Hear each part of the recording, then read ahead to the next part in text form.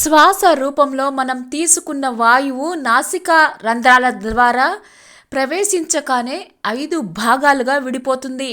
1 ప్రాణం, 2 అపానం, 3 వ్యానం, 4 ఉదానం, 5 సమానం అను 5 ప్రాణాలుగా మారుతుంది. 1 ప్రాణం. ప్రాణం అంటే అనంత ఆకాశంలో నుంచి ఎవరి శక్తి మేరకు వారు లోపలికి తీసుకునే వాయువును ప్రాణం అంటారు. 2 అపాన వాయువు.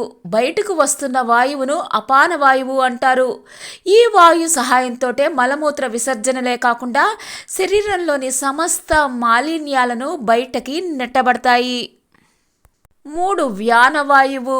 మన శరీరానికి మానవ ఆకృతినివ్వడానికి సహకరించే వాయువు. ఈ వాయువు యొక్క దోషం వల్ల అంగవైకల్యం, మానసిక ఎదుగుదల లోపం, శారీరక ఎదుగుదల లోపం ప్రాప్తిస్తాయి. 4 ఉదాన వాయువు.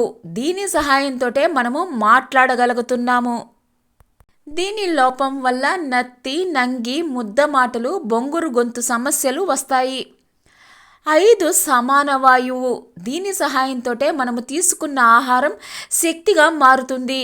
ఏ భాగాలకి ఎంతెంత శక్తి పంపిణీ చేయాలో అంతంత పంపబడుతుంది. సమతుల్యాన్ని కలుగజేస్తుంది. దీని లోపం వల్ల శరీరం తూలిపడడం సంభవిస్తుంది.